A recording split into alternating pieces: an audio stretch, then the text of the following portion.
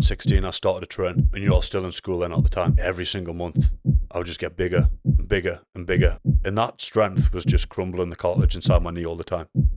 I was like, give me 3 people, please, who I can coach for free and show some knowledge to. Transform them. Following someone who puts you down because he looks so good and it makes you feel shit is not someone to inspire to be like. Like if you put yourself in a room with 100 people that are winning, you're not going to sit there and give a half-assed effort. Yeah, exactly. Of course. They always say don't put all your eggs in one basket. I only had 1 egg in 1 basket. So today we are joined with Brad Willis. Obviously, you're a bodybuilder, a coach, and you've got a massive business. Yeah. People who are watching this now, Brad, obviously I know you, but there's a lot of people who don't know you. Can you tell us a little bit about your childhood and how you got into bodybuilding? I originally got into bodybuilding through a football background. I always used to play football, as a kid. I used to play at a good level. From time and time again, I used to always get setbacks with injuries all the time. So, I worked the football career up, to a good level. And then, I was hit with a big knee injury that I was told to rehab all the time. So they always told me to continue rehabbing this knee injury. And again, then, yes, I was good at football, but I didn't appreciate where I was, what I was doing. So, the physios at the time would always tell me to do the rehab, do these exercises. They'd come back to check on me. Have you done them? I was never doing them. You know what I mean? I was a bit stubborn to fix this injury and actually do the work that needs to be done in order to fix it. So I didn't end up doing it. Long story short, I end up coming away from the football and I start weight training. I start weight training in order to try and actually start to fix this knee injury that they originally told me to do by strengthening my quads, strengthening my glutes, strengthening my hamstrings to start stabilizing the knee. So I get in the gym, 16-year-old, start training my legs a bit, and it's just unbelievable. Unbelievable as in the love for training, or unbelievable as in actually I found something else other than football? Something else other than football, I think, that you actually like. Like, when you go and you do something, you might go play a sport with your pals, but it was fun, but you didn't. It's not something you're going to do full time. Yeah. Like when I went in the gym and I started training and just how your body feels in that moment and then seeing results for as a side of your hard work, like that's what got me in the love of bodybuilding. I think the beauty is with getting in the gym, mate, is no one can take it away from you. Yeah. It's just you, isn't it? Like if you're in that gym, it doesn't really matter how many people turn up on the day. It's not like football where you need a bunch of other people to help you on your journey. You've got your own goals. That's mint. But when did things get serious? Because you're only 20, you've just turned 24. Yeah. So you're 16, you're going through this, you're getting in the gym. Did you instantly get results? Like, were you like, fucking hell, like my body's responding to training well? Like, how did that work as well? Because I get it, you love it, but you can still love it and be shit at it. Yeah. So what was your kind of, do you know what I mean? Yeah, like, of course. So when I got in the gym at 16, I started to train. And I was still in school then at the time. So I trained after school, but every single month I would just get bigger and bigger and bigger. Like I knew I had crazy genetics then at the time. Like every time I was training, every month I was getting bigger. I was getting like 2 kilos a week. It was crazy. Mad, it was like. crazy. Were you eating right and everything though? Like, how did you know about the nutrition side of things, or were you just? I was eating okay. Like I wouldn't say it was good nutrition, but I was eating okay. Like, well, I've heard the stories. You're eating tuna and coke and all that. That was then. So that's what I thought you needed to do in order to get big and grow muscle. Mm-hmm. But my diet then was okay. I would eat like 3, maybe 4 meals a day, structure it around my school schedule at the time, structure it around what I was doing. Mm-hmm. But there's still a lot of crap in the diet. Like I would eat a lot of junk food, a lot of takeaways and things at the time. But I had such a fast metabolism then. I just struggled to put weight on all the time. Like my body was changing rapidly. And then it was only then when I started to nail a proper diet that I started to make so much progress and start putting on so much muscle. What was people like you around you in your school, your friends and stuff? Because when you've got, it's not everyone who looks like you. I know you probably didn't look as big as what you do now then, but still putting 2 kilos a week on, etc. Like, what were people like you around? Were they a bit like, oh, mate, give the gym a break? Or were they encouraging of that? What was your parents like? Yeah, I have a supportive family. I have a supportive family in anything I do. I'm lucky, but going back to school was a very interesting one because I knew what I wanted to do already at the age of 16. I knew I wanted to do bodybuilding. As soon as I started bodybuilding, as soon as I started looking into the competitive side, as soon as I started looking up, the Mr. Olympia athletes, I thought like, I'm going to do it. Who did you look up to then? People like Jay Cutler, Ronnie Coleman, Right, okay. Phil Heath. Mm-hmm. It's, the guys who were just at the top. And once I seen them physiques, I was just like, I want to look I want to look like this. You know, I want to be my version of this. And I knew this back in school. So going back to school, like I was a complete dropout at school. You know, I was not a guy who came away with a lot of grades or anything like that, because I just, all my solely focus was on developing a physique, developing the body, training hard. And at the time was very interesting because everyone around you used to tell you that you cannot just focus on one thing. You can't focus on one thing. It was always, what happens if it goes wrong? What happens if something... What was your reaction to that? I had blinkers on. Nothing. I just says it's... No, I always call it, you know, they always say don't put all your eggs in one basket. I only had one egg in one basket, and that was bodybuilding for me. I understand that, but if you didn't do bodybuilding, what was your future looking like? Or did you genuinely not think about anything else? I didn't think about anything else. But if it wasn't for bodybuilding, I don't know. That's why I was left in a position of only having one egg in one basket. You have to make it work. There's no other option of, there's no plan B. There's bodybuilding, and that's what I did. So, you know, I put everything into bodybuilding. You know, when I was 16, I competed in my first show when I was 17. A local guy helped me for the show. And that's when I first originally competed in my first, you know, national, not national, like local bodybuilding contest. And that's when I won that contest, moved on to the British, won the British, moved on to Worlds, won the Worlds. So I only started when I was 16, and I was world champion by 17 at under juniors. How does that feel? You're 17-year-old and you're the world champion. Yeah, it was good. Does it feel how you thought it would feel when you were competing? Is it as good as what you thought? That feeling? Yeah, I like the competitive feeling because there's a nervous feeling to it. Like a lot of people ask me, like, do you get nervous when you go on stage? Yes, everyone does. There's a massive kind of anxious feeling of what happens if you lose? Are you good enough? Have you done enough? All these things factor through your head when you're doing a bodybuilding show, and even more when you're backstage, ready to go on. But that's part of the fun. You know, that's part of the... The thing is, though, with that, Brad, like, that's kind of social proof. Like, if you like, it's like evidence stacking, if you like. So, for instance, you've went on, you've did this competition, you've won. You've went to that competition, you've won. So, I understand the kind of confidence that's going to give you because you keep winning. Did it ever occur to you that you could have lost and what your path would have been if you did? Would you have changed it or just got back on the horse and carried on? Yeah, but you always run with that fear. You know, you always run with that fear of losing, but that fear of losing keeps you on top, I think. That keeps you pushing every day. Because you know, like, if you're winning at anything, you know people are catching you. You know if you slack, people are going to catch you. So you need to keep pushing all the time. So I think I did, you know, 7-8 shows back to back. As a junior, I won every single show. The only show that then actually I came out to the juniors and I went up into the men's after that.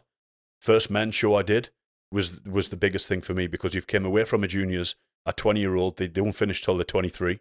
So I came out there when I was 20-year-old, and I did my first ever men's show, which is the super heavyweights in bodybuilding, which is the biggest class in any amateur show.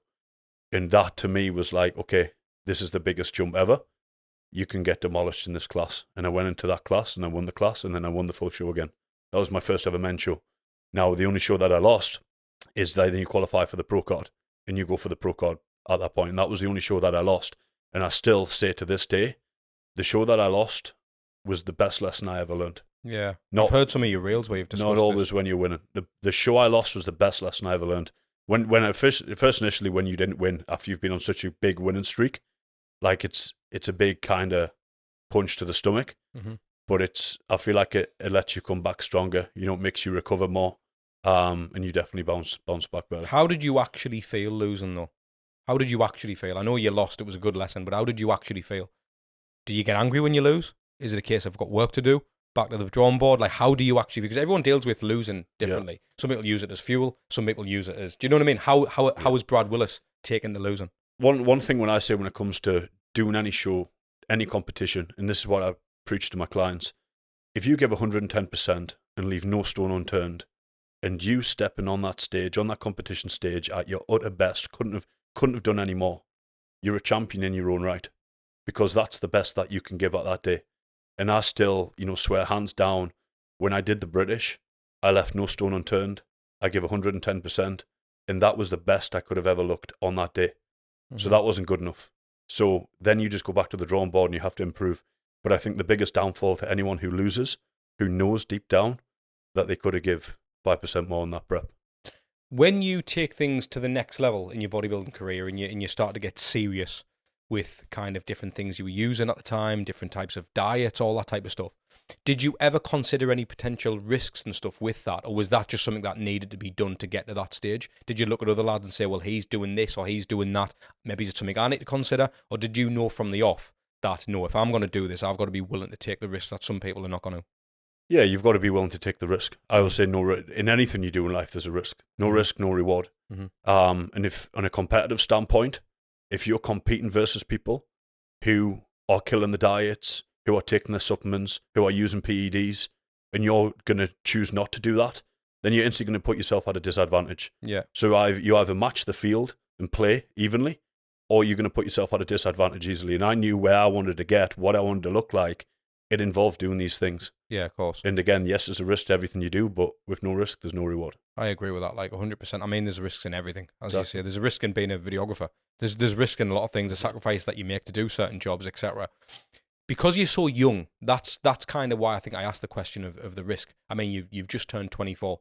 Did you ever consider, going down another path, like just training more before you took things to the next level, or was that never a consideration for you? Were you like, if I'm going to do this, I'm going to do this young, I'm going to do this early, and I'm going to try and milk this career dry before I bounce? Was that kind of your mentality? Yeah, anything I do is 100%. Like, I think it's just a mentality thing, that I was born with. Like, I can't put my foot half in the door.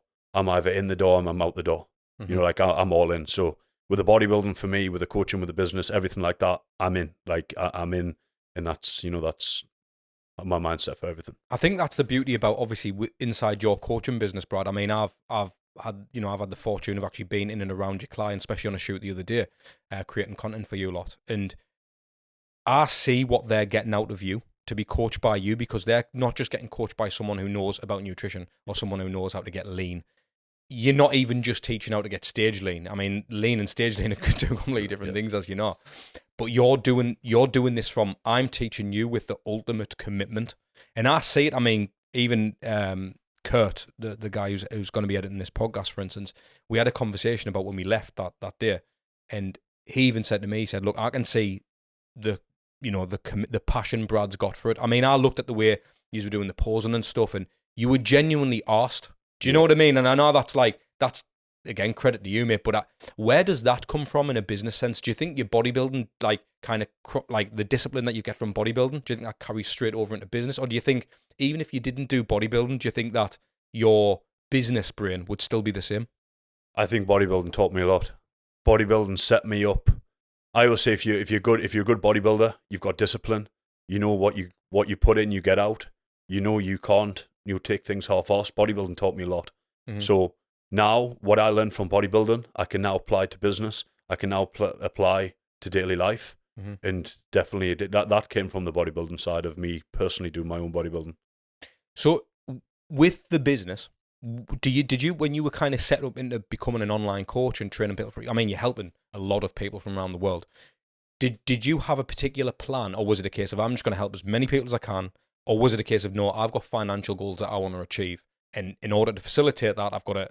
Do you get what I'm saying? Did you kind of reverse engineer your business, or was it a case of, I'm fucking good at what I do, and I'm going to help as many people as I can? I'm good at what I do. Like, I'm good at what I do, and it's helping as many people as I can, but, you can only help so many people, unfortunately, when it comes to working with online coaching. That's why I can, delegate the business now and help bring other coaches on below me, etc., to continue building the brand.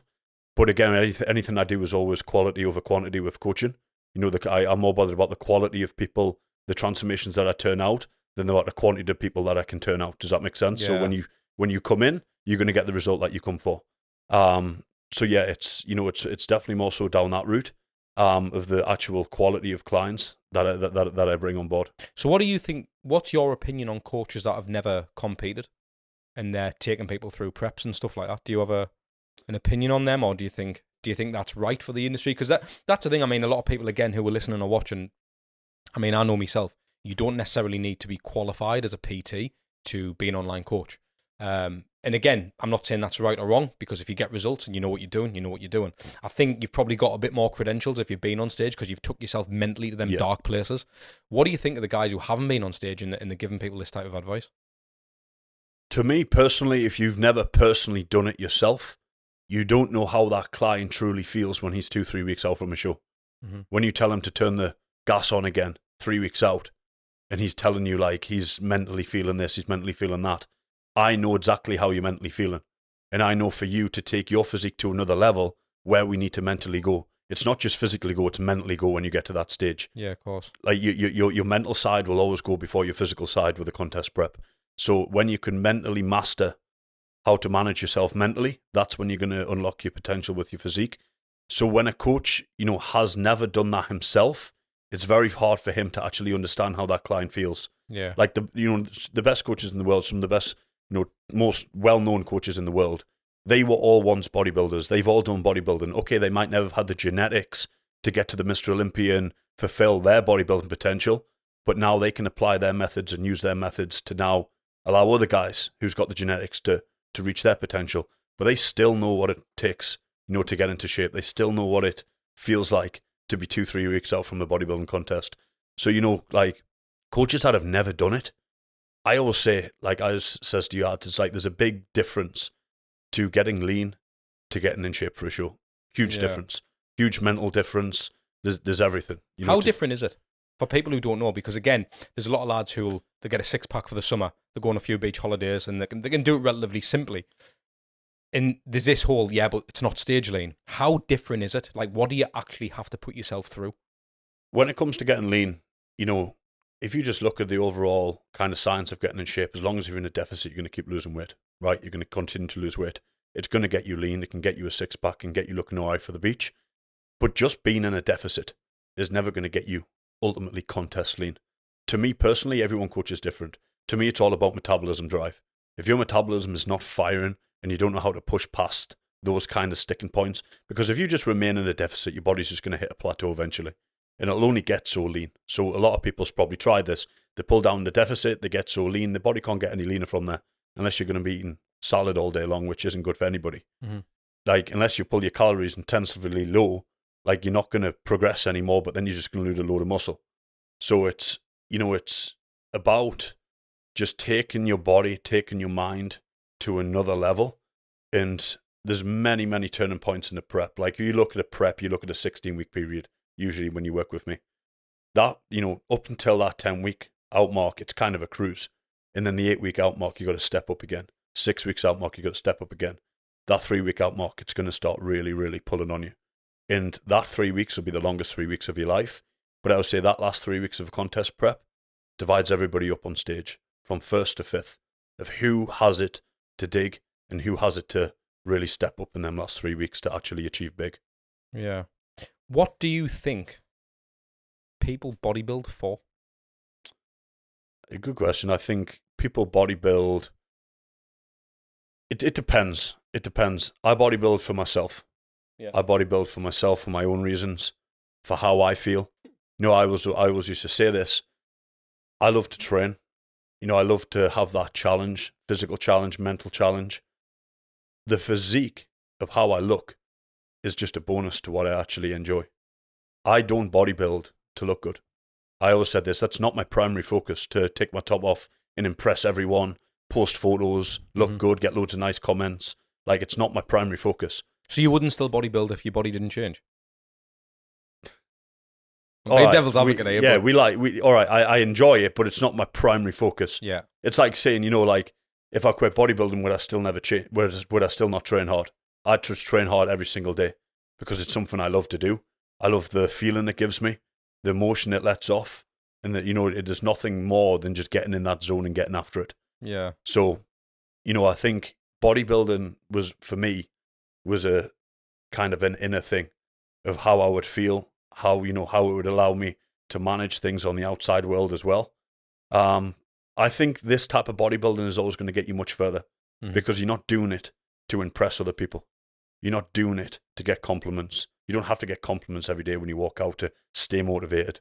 Where if you're bodybuilding to just look good for everybody else, whether it's your mates, whether it's just to, be bigger for everybody else, you're always going to chase that compliment. Does that make sense? Yeah, of course. Stop getting those compliments, or you feel like you're now useless. You're not making progress. You have to bodybuild for yourself. You have to, not just bodybuilding, but physique development has to be for yourself and how it'll make you feel. Like a great question I always ask any new client that comes to me, he'll say, I want to get bigger. To me, what does that mean? Why do you want to get bigger? Do you go into that as well? Yeah, of course, because this is how I get the most out of people. A lot of people, when they come to me, I want to get bigger. But why? Because I want to feel bigger. But why? All right, might sound silly, but I just want to fill out my tops more. Yeah. I feel a lack of confidence. There we go. That's why you want to get bigger. Because so it goes back down to confidence. So now why do you don't feel confident now then? And then this is why we start to bodybuild. So now you're bodybuilding for yourself, not just for other people. Yeah, of course. Of course, you're going to get compliments as a side to that of looking bigger and being bigger, but you're now bodybuilding. How common is the answer, I want to be able to pull more women? I mean, it comes with having a better physique. That's step one. Does it? Again, I don't know. Like for you, you've trained a lot of people, Brad. How many people do say that when they've trained and they're in better physique that they do attract more women? Because I know that there will be women out there who are intimidated by people with a lot of muscle. Yeah, I think it depends how big you are, for one. Do you? I think it depends. Mm-hmm. Do you think there's a level? I think there's a level. But of course, like when you're in shape, you're going to attract more women regardless. People's going to speak to you more. Yeah, of course. And then, because that's a whole confidence thing. Why do people get in shape? Because some people can never get a girlfriend. Some people can't even speak to a girl because girls are unattracted sometimes to people who don't look after themselves and not in shape. To me, someone who's in shape is someone who's got his shit together. Do you know what's mad, mate? I lost about 8 clem, right? And shall I tell you my reason? I was at the bottom of the stairs and I was tying my shoelaces and my gut was in the way. And I thought, I can't be arsed with this. Honestly, mate, that's how mad it is. But everyone's got their own reasons. Something I wanted to ask you, Brad, what are the downsides of bodybuilding? Someone who's achieved so much in so little time, you've dedicated your early life to it up till this point, and you've created, a big business out of this. You must have seen everything up until this point, and I'm sure there's going to be a lot more that you do see. What are the downsides?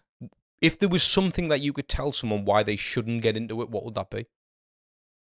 The downsides of bodybuilding is, it's a massive sacrifice out your life. We talk about competitive bodybuilding. It's a massive sacrifice out your life. It's your lifestyle, not just a hobby. Bodybuilding's not a hobby. It's a lifestyle. You do it day in, day out. The people around you will be affected by it, no matter how much you like it or don't like it. Your relationships will be affected by it. Your family's affected by it. So, it's a big impact to your life if you decide bodybuilding.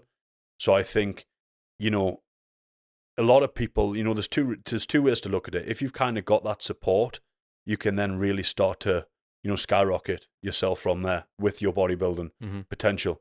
But then again, if you don't have that support, and it puts a massive negative impact on relationships and things, then you have to ask yourself, what does bodybuilding truly mean to you? How does it truly make you feel? And if it makes you feel on top of the world and a feeling that you've never felt before, then you have to start looking at your friendships and relationships. Are they right for your career path? Because I always say, there's nothing wrong with kind of chasing friendships, changing relationships in order to suit your career goals.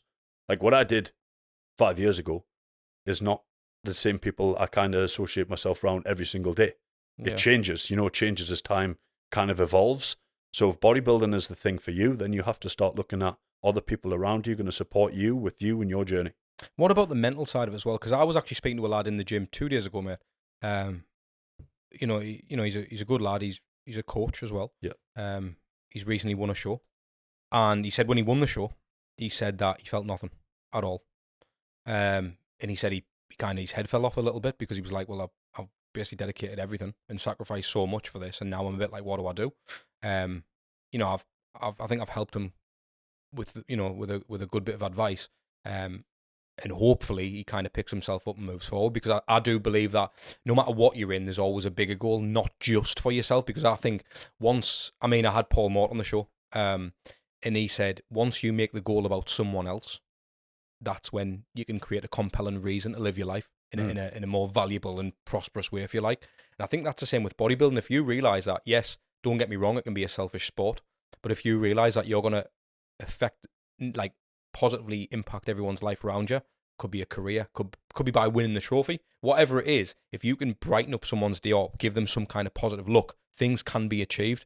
that's the bigger goal. Do you get what I'm saying? It's not just about, look at me flexing in the mirror, looking massive and smoking 10 lads. It's more about, actually, do you know what it is? We can now live a life in Dubai. We can now live a life. Do you get what I'm saying? I think them are the bigger goals. It's similar why I'm in business, because I know that, yes, there's a lot of sacrifices and a lot of time like this, sitting down. Don't get me wrong, it's the best job in the world, but being able to sit down with people like yourself and have these stories, and I know there's a bigger goal. And again, it's like, sometimes it's very hard to translate that information across, especially in bodybuilding, because it looks very inward, like he's just doing it for himself. And that's why I respect people like you, Brad, because you're doing this, and I see directly how many people you're impacting, and it's fucking phenomenal, mate. It absolutely is. Like, so when I was asking about this, the downside of things, mentally, do you think a lot of people struggle with things like body dysmorphia? And do you think that could be, is that something dangerous, like relationships with food? Because there's got to be a lot of things where when you're getting lean, I imagine people are going to be scared to eat a cheeseburger. Yeah. How do they tackle that? Body dysmorphia is a massive one. More in bodybuilding than anywhere, but I think in daily life. And I would say you tackle body dysmorphia mentally before you'll ever attack it, combat it physically. Mm-hmm. Like you got to get over this mentally before you get over it physically. So pretty much when you look in the mirror, you're never good enough. All you see is the one negative thing, not the 99 positive things about your physique. Of course. And especially when it comes to a bodybuilding prep. Like, you can be looking insane, and you look at yourself, you can be shredded when you take your top off 3 weeks out, you took it off, and you're like, I'm fat. Like, I look fat. You can see all the body fat. And it's like, but that is body dysmorphia. And I will say, you got to combat this mentally before you combat this physically. You got to look at the good areas. You got to look at where you're improving. You got to look at your big wins for the week. You got to look at your big wins for the month of what you've improved on. And, that's a massive one. For how you look. In bodybuilding, you don't realize how good you looked until you look back at your photos. Like right now, even now, when I used to do bodybuilding preps, and I look back at my photos, I never felt lean at the time. Like you were winning shows on that. I never felt lean. I never felt good. But I look, and I was shredded. I was absolutely shredded. And like, you don't realize until you're actually forward on in time. But that's the same with anywhere. That comes to kind of your best gaining phases, your best cutting phases. You don't realize how good you look until you look back. That's why I tell everybody, to always track your progress. Because like a client who signs up for me, for example, can start at, point A, and we'll get him to point C in the space of 6 weeks and completely transform him. And he's still not happy with how he looks. That's why we track. Because I'll be like, put the starting physique photo now with week number 6. And then they're like, wow. Do you know what it is, though? It's about stopping, just appreciating them mini wins in it to keep you going. Because it's like, we did the Floyd, we were ringside for Floyd Mayweather, mate, shooting the content. And I was like, awesome. Afterwards we were driving home from London, I was like, where the fuck do we go now? It was a little bit of a downer in a way. But then you do have to think, because I've never stopped to actually celebrate even things like that. Or, there's been filming KSI and he's way out of the ring at the O2. Do you know what I mean? These things where if I was a young lad, I'd been thinking, fuck me, like, I couldn't even dream of getting off of that way. And then sometimes you realise, actually, like, you struggle a bit with the whole imposter syndrome thing, and you're a bit like, should it be me doing this? But then you realise, actually, of course it should, because I am here doing this. So it's got to be me. It can't be anyone else right now. So I think sometimes you got to kind of stop and take it in again. Actually, do you know what? We're doing something right. I think that's massive. Like you did the Floyd Mayweather and the KSI thing. Like you'll come out of that shoot, you'll be on another shoot, you'll be on another, and you move through all these shoots, and you're like, oh yeah, I shot Floyd Mayweather a month ago. But you never actually took time to sit, think, where you started and how you managed to get to shoot Floyd Mayweather today. Like, it's a massive achievement. And I think that's the same with me with the bodybuilding as well, of where you come, with the places it takes me, Vegas, Dubai, wherever. I now always sit and spend time alone, no headphones, no people around me, and just think and appreciate the stage of where I started and the setbacks that I had to where I now I think you've got to admit, I think as well, it's like, because it's not really like, the way I look at it is, it's not necessarily flexing on social media or any of those things by celebrating your little wins. Like if you, like for instance, if I put a vlog out of filming Floyd Mayweather or something like that, and a lot of people would, people think, oh, it's a sexy industry to be in, I want to do it. I mean, I know a lot of people who are picking up cameras now trying to kind of do the same thing, and that's great, and it's great for the industry, it's healthy, but at the same time, I think people think because of that, it's easier. So someone may see you in Dubai and think, well, I'll be an online coach, but really they haven't gone through winning shows, the sacrifice, and all this stuff. Like I've been in the content game, mate, for 14 years. I've only been making money in content for the last 4. So realistically, it's like, yeah, someone could see us in Dubai now and go, oh, well, that's phenomenal. But they didn't see us when I'm fucking coming back on a megabus from London with no money, skint. Yeah. Do you get what I'm saying? There's a massive difference, and it's like, how many people would have left their job to be skint on a megabus? Yeah. I don't think many people would, but there's a reason. It's having that belief and that drive. And I know bodybuilding's the biggest testament of that, because it's one of them where first time into the gym today, you ain't going to see any changes for weeks, months, years, potentially, especially if you want to start winning shows. So, you know what I mean? I think that the industry has got to be kind, and I think that's why there's probably a lot of people who suffer with mental health, body dysmorphia, because they see things, well, it should be easier. Well, look at Brad, look how big he is. He's only 23, fuck me, Jeanette. Then they start blaming themselves and hating themselves and trying to do things and then taking gear and all these different type of things that's not necessarily going to serve them. It's just a case of, no, you're good where you're at. Not everyone can be number one on stage. That's why there's one. Yeah, nailed it. And people just look to where you are today, what you've got today. How's he achieved that today? I must start doing what he's doing. Yeah. They don't reverse engineer to where that person actually started from. So you know when you said there 5 years ago the people around you weren't necessarily the people who are around you now. Has that changed with your achievements? Is it changed with your social media status? Because one thing I want to mention, you've got, I mean, how many followers do you have now on your Instagram? 123,000. So a lad from the northeast like myself, you've got 123,000 followers. You know, I mean, that's not something everyone has. A lot of people want that for whatever reason, but they do want that. And they see all the perks and things that do come with that. And I know there is a lot, because I know a few people who've got, you know, big followings and things. Did you start to notice a time when things changed for you and you were getting noticed and things like that? How were them people around you who were with in your life 5 years ago and are not now? With the time when I got noticed was more with the bodybuilding. You know, like, again, is understanding how to market yourself, number one. You can have the best physique in the world, but if you don't know how to market yourself, you don't know how to pose properly on stage, you don't know how to do these things, you're not going to build a following. You're not going to build a page that people can follow. You know, like, there's people out there with great physiques, but not a single follower. They can't make a business from bodybuilding. They can't make anything because they simply just do not know how to market themselves correctly.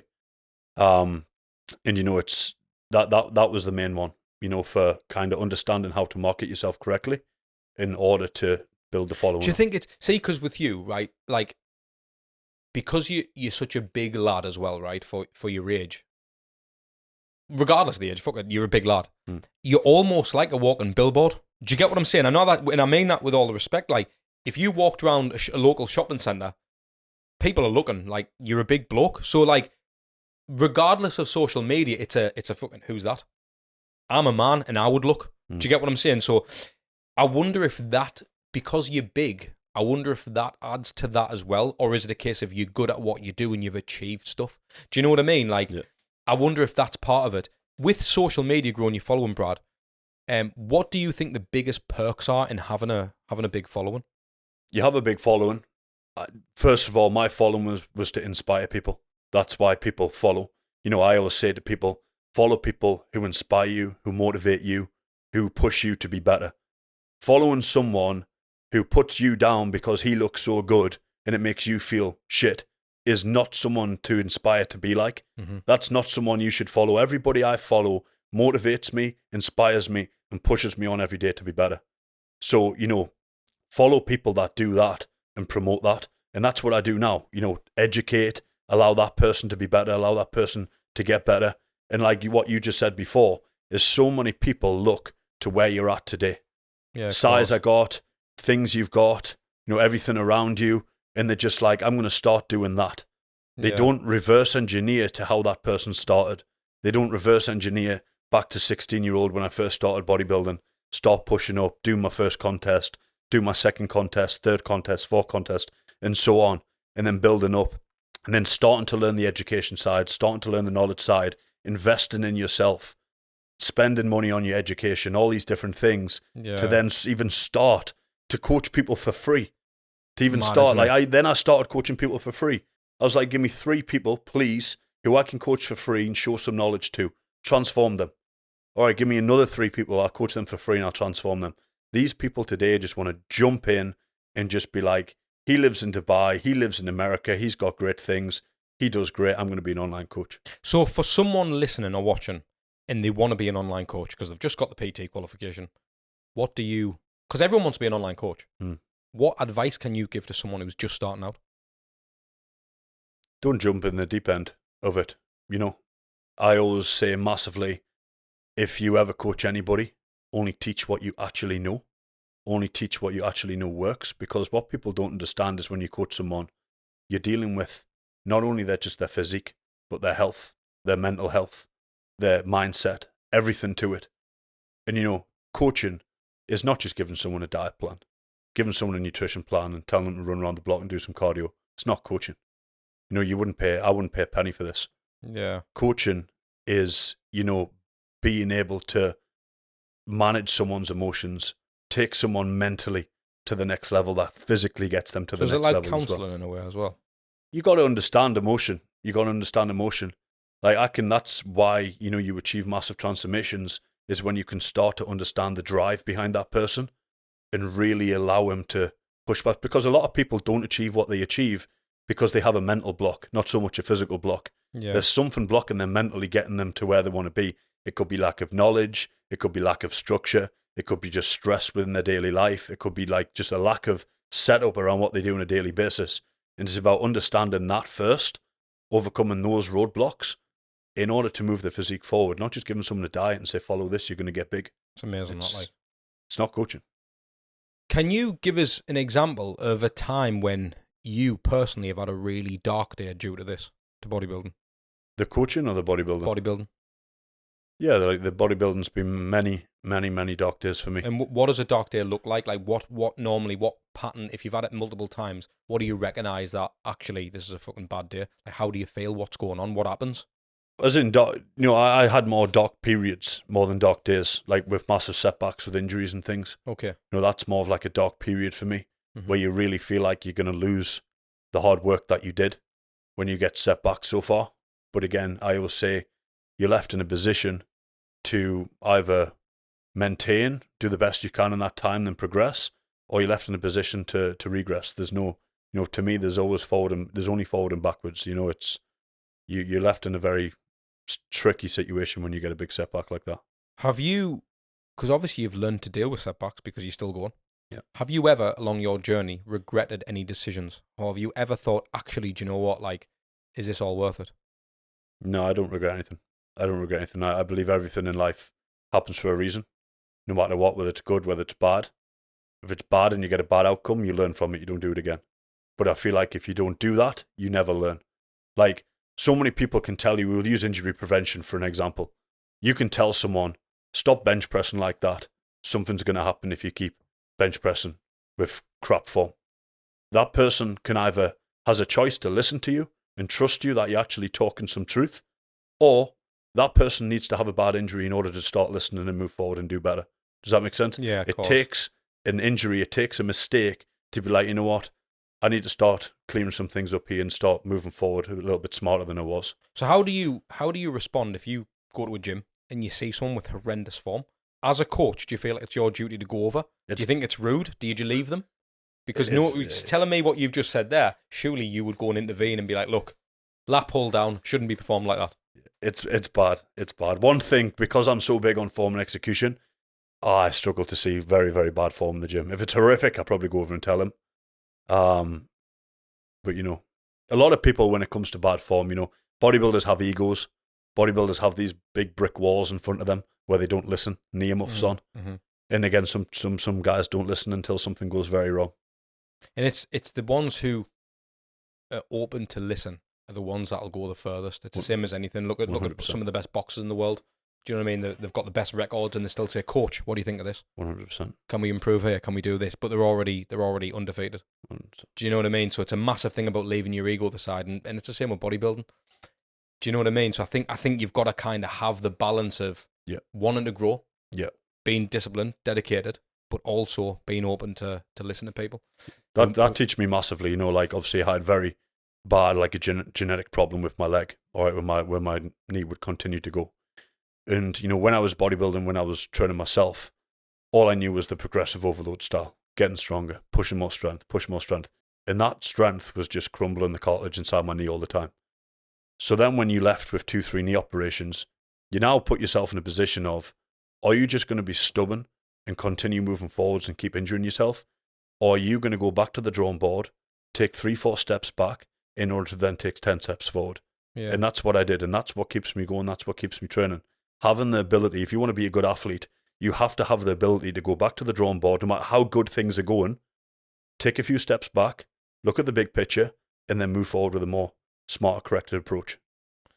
I remember watching fucking years ago this before I even met you in Dubai. But for people who don't know, it's a funny story actually, mate, Brad, because he lives along the road from us effectively, and I fucking met you in Dubai on a beach eating a fucking burger. It was an In-N-Out or something, a Shake Shack. Shake Shack, smashing a few of them burgers. But I think it's mad.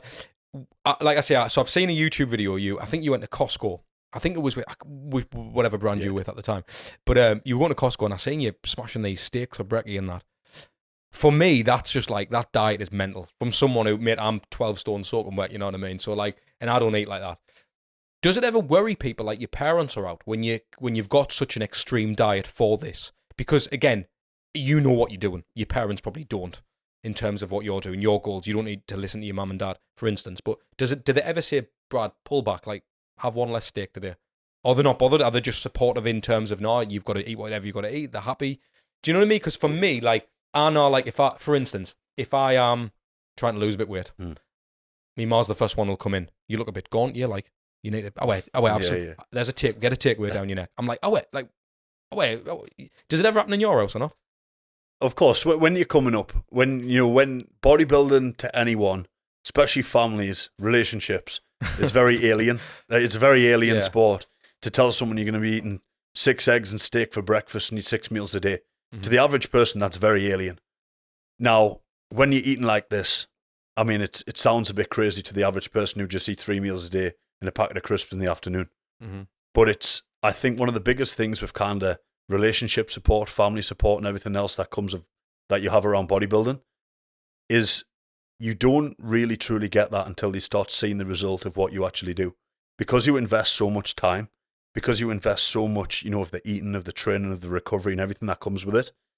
It wasn't really for me until I competed, until I won, until I started to show the result of what I actually do every day, what I train, why I eat, why I recover like I do, of people that actually around you to start saying like, wow, what he's doing is actually really, really working. And I know that everyone's going to be different. Every single person who steps on stage, everyone who's in just going to the gym, just lifestyles like sort of people. What is your diet like on a daily basis in an off season? Right now, obviously, right now, So breakfast, what we having? Right now I'm fairly lean. Right now I'm lean because I got a lot of content coming up, so it's not a big gaining phase. But for breakfast right now will be either salmon or steak. I have salmon steak, 3 eggs, and then some cream of rice. That's my always breakfast. I always stick with the same meal pattern throughout the day. It's what digests great with me. To me, the best diet is the diet that digests the best. You've got to have good digestible food sources when you have it. I'm never bloated. I never feel full. You got the body's. I remember you saying that to me before. You never feel full or hungry, do you? No, you kind of keep yourself in. I always say, like, look, anyone can put X amount of calories down your neck. It's what your body actually does with them calories. How does your body utilize those calories? How does your body, grow, recover off those calories that you're eating? So the food sources are absolutely key when it comes to muscle building. So for things like, the breakfast that I like is normally some sort of high-fat breakfast to stabilize blood sugar throughout the day. Something like a steak, something like a salmon with some nice carbs, like a cream of rice. And then, I move into like a chicken and rice meal. If I train, depending again, it's all nutrition timing throughout the day. When I train, I always try to have a higher protein, higher carb meal, a little bit lower fat, because the higher fats, the slower that meal's going to digest. So you don't want a big high fat meal before you go to the gym, because it's just going to sit heavy on your stomach. You want something where you eat and the body starts to move that's through straight away, so you can actually utilize and clear that gut. So higher carbs around your training window. For when you train, yeah. So, and then, moving on to the evening after your training, you can then start to introduce some things like fats again to start slow blood sugar down. And, kind of, it's a great way to get some calories in as well. So it's all nutrition timing throughout the day, especially when it comes to physique development. I'm a great believer in, I think something that's heavily missed is controlling blood sugar. Got to control blood sugar in a gaining phase, in a diet phase. Control blood sugar, the body will respond in a completely different way. Do you ever eat shit? Yeah, I eat out. I eat meals off. You know, I think. But I mean, like, do you ever just, fuck it, I'm having a Twix? No. No, so it's always towards the goal, regardless. Yeah, it's always within reason. Even an off-plan meal is not a cheat to you. It's not a cheat. I just eat out. I eat out, and I always eat out. I'll never eat an off-plan meal. That is funny. If I'm in Dubai for 2 months on my own, I won't have a single meal off-plan. I only eat off-plan to socialise with friends, with family. Yeah. It's more of a social event for me. It's more of a time to put everything down and be like, right, 2 hours, 3 hours, we're out for meal, we're out for food. I'm not bodybuilding. Do you still consciously think about it, or is it so second nature now? Like, if you go out for a food, are you still, okay, looking at the macros, actually I'm going to opt for the steak, or are you still like, fuck it, I'm having fucking pure nachos? Do you know what I mean? Like, how much of that goes into your head?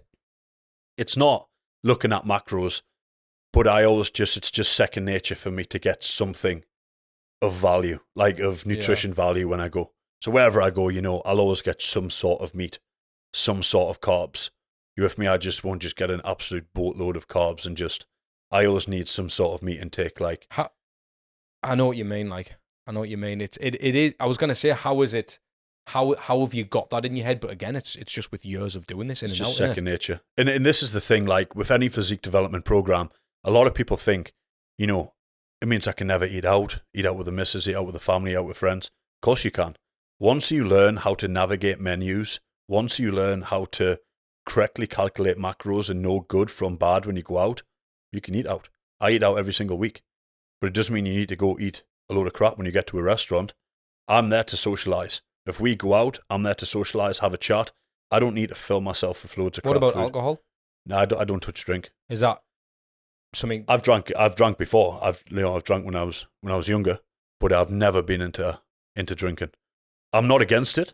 I just don't enjoy it. I don't know how good of an idea it would be to bump into a pissed Brad Willis, like fucking staggering all over swinging beach. fists. So onto that subject, being big, does that ever get you into any bother? Because obviously a lot of people out, and I mean, again, you're not in the nightclub scene, you're not in the bars and stuff, but do you ever get a lot of blokes like trying it with you or out like that? Does that not happen? Depending on your environment. Does it? Depending on your environment. If you're in like a town environment where people drink, yes, all the time. All the time. But obviously in a gym environment and things like that, no. And how do you respond to that? Is it just a case of, you know what I mean? Because without the size, it's hard to, like, it's very hard. It's like, when you look at someone who's big, you naturally think he's going to just be a handy fucker and he's going to be able to do some damage. But naturally, you can also be just a nice, quiet person. You didn't want drama, were you? No, I don't do drama. No. I don't do drama. That's mad, that. Like, I just... Because I imagine, like, people would want you you'd be the perfect bouncer, wouldn't you? Yeah, it'd be good. Big lad, young, plenty of time in the game, all that type of stuff. Yeah. Do you know what I mean? So back to the social media thing. I know obviously you've trained with the likes of Larry Wales and done some mad things. How's it like to train with these type of people? Good. And it's a bit like you said, you know, it's inspiring and it's always good to take a step back. You know, someone who you'd always look up to when, you know, always watch on YouTube when you're ready to drive to the gym, and then the next minute you're training with these people. You're making videos with these people. You're making content with these people. Like, it's always good, and this is one thing I really do now, is I spend time after those sessions to sit alone and to think, you know, of the journey that it took to get there, the things that I had to do, the obstacles that I overcome. To appreciate the wins, to appreciate the win of being able to train with these people that one day I was watching on YouTube, ready to get driving to a gym, they'd fire me up to get ready to go train, and the next minute you're making content with them. So see, it's mad that though, Brad, because, so for instance, with the content PT, creating content for bodybuilders, coaches, and all that good stuff, I totally understand the need and why people need to be creating better, valuable content. Who taught you? Like, how do you know? Is someone in the fitness industry, how do you know that putting out valuable content helps your business grow? Like, do you get what I'm saying? Because I think a lot of people, I mean, I have this conversation through a consultation process. Okay, ads, why do I need content? And I know that the people who are doing the best in this industry, from a coach point of view, are the people who are investing in content. Yeah. How do you know that that's the best thing to do? Because, like, you know, putting it the right way, if you post about yourself all the time, people lose interest. If you post about your physique, how good you look, how good you feel, people lose interest. You're not helping other people. You might motivate a few people. If I post a picture with my top off, it might motivate people, but it's not going to help people. How can I now help you look better with your top off? How can I help you feel better now with your top off? And that all comes through the quality of content that you do. You know, a big kind of approach that I take now is, yes, I'm happy with how I look. I know I look good. I know I can motivate other people. But now how can I get you to look better? How can I get you to now feel better? And that's the education that I try to promote through my platforms now. I know you go backwards forwards to Dubai. Yeah. Is that content based, business based? What's the reason for you moving over there? Yeah, very content based, Mm-hmm. collab based, business based. Is that where everything's just happening? I mean, I have worked out there. I do know it's a lot's going on. But I've never been out this year. Yeah. Is it a grown place to be? Do you think would you urge every online coach to be traveling a lot more? To me, it's the best place in the world. Mm-hmm. Best place in the world. I think it's the only way I can describe it. I never went, so I can only imagine. Like Gold's Gym, like LA back in the day, like when it was a massive thing. Now it's kind of died off a little bit. I feel like it's the new LA of bodybuilding. Right, and everyone's there. The collabs are going every day. Like the place is alive. Like, so if you are a coach and you're in Dubai, how do you think you should grow your business? Is it a case of trying to network, collabing with people, creating content with people, or is it a case of just being in and around those people you get your face known? To me, it's, you've always got the option there to collab with more, but it's just the motivation around. Like if you put yourself in a room with 100 people that are winning, you're not going to sit there and give a half-assed effort. Yeah, exactly, of course. But if you put yourself in a room with, 2 winners in 98 kind of guys who just stroll through life, you're probably just going to be happy strolling through life as well. I like to put myself in a room where people are achieving big, like really big. Bigger than you. Way bigger than me. Yeah. And to me, when I see someone achieve bigger than me, it motivates me to do more. Like, you have two options. I always say two people, when you see someone who's got more than you, it either motivates person A or demotivates person B because they feel like they're too far away from their goal. With me, when I see anyone, when I see a physique, when I see a guy with a business, coaching company, anything like that, it motivates the hell out of me to get there. Same. So that's why I evolve myself around these people, because I wake up every single time that alarm clock goes off in the morning, I'm up and I'm ready to attack the day. Yeah, I'm the same, mate. It's like I could work at any point in the week. Not a single hour of any, which is crazy. It never feels like a Sunday night or a Monday morning, ever, which is mad, isn't it? I don't know if that's a combination of being obsessed with what we do or just loving what we do. It's like a thing, you get it, even in the UK, it's like, it's bank holiday Monday. I didn't even know it was a bank holiday, to be honest with you, until I woke up on the day and someone told me. Aye. It's bank holiday means nothing to me. Sunday means nothing to me.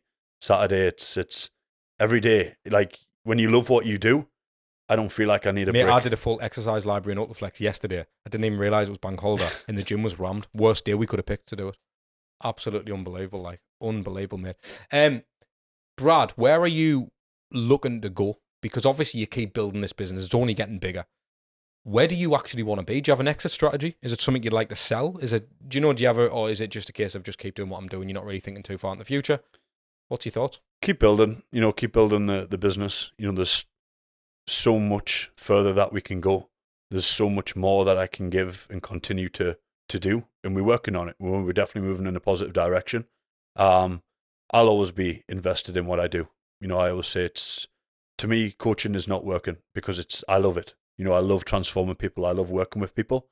So it's just to continue to grow a brand. It's not just being coached by Brad Willis. It's about promoting and creating a brand, the Empty the Tank brand.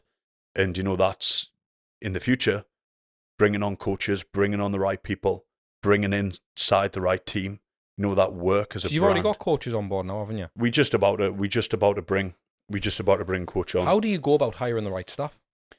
This is a big one, is a big one when it comes to hiring people because, can they do as good as a job as you? Are they motivated as you? Do they have the same vision as you, the same drive as you? So, hiring a member of staff is the biggest thing that you could do. And for do you find it hard to relinquish a bit of your control, if you like? It's you got to have chemistry. I think the chemistry's got to be a big thing. I think both of you have to have the same vision. He has to have the same vision as the brand. It's a bit like anything, when you join any kind of company at all. If your vision doesn't line up with our brand, if your kind of values don't line up with our brand does, like everything we do inside my coaching program, we promote 5-star service. Everything we do, from replies to check-ins to video analysis to everything we do is 5-star service. So if that guy is going to come here and be 4-star, he's not for the brand. How do you have this business brain to know that you've got to have this 5-star service, this world-class service? Do you know what I mean? Like, how do you have that? Like, because again, it's quite lonely, the journey of entrepreneurship.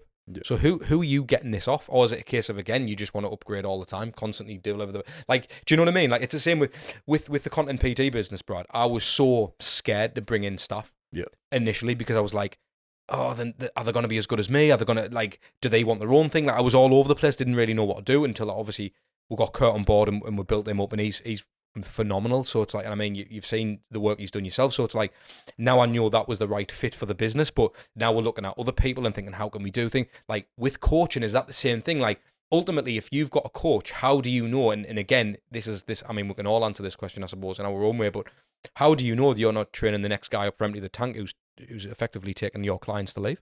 Like, how do you eliminate that? I understand there's contracts and certain things you can put in place, but ultimately you're building up another bodybuilder or a coach. Yeah. I think when it comes to kind of hiring, I think a great one that I always learned was, instead of like when you come to hire, you always look, in this massive radius. Sometimes the best people to hire are actually the people you work with. Like, let's say the clients that you work with. I had clients in my program now 2.5 years. They're the biggest guys who know exactly how I work, exactly how I want things, know exactly what I expect, because they work with me. They ran through all my programs. They've known me for 2.5 years. They know my passion. They know my drive. They know my values, and they know exactly the direction that we're pushing the business in. So sometimes those are the best guys to approach first and start looking into before you start looking elsewhere at a guy who doesn't even really know about the brand yet. That's actually amazing. You've just said that, pennies just dropped. I've got a good friend of mine who's got a massive small group PT business. All of his coaches were actually members of that gym, and I didn't even think, which is crazy. That's mad. Yeah. Have your friends changed around you, Brad, because of the success that you've got now? I've always got my friends who I grew up with. I still see them. Like when I'm home here, I'll always catch up with them. Mm-hmm. But kind of friends change in different fields and different areas. So you've lost friends to get to this point, do you think? Yeah, like I wouldn't say lost. I would say it disconnected. Like they were never the right fit. Yeah, just disconnected. Like there's nothing there. Was a problem. It's just, okay, someone goes on one path, I'm on another path. And those kind of paths go separate ways. So kind of disconnected, but kind of a good few lads that I used to grow up with, I still speak to on a regular basis. It's crazy because I speak to a lot more. Like I've got I've got like a circle of friends who I kind of grew up with. If you like, and obviously they're still me friends, but again, it's like with me, like I feel like I speak to people who I work with more because they're on a similar path to me. Yeah.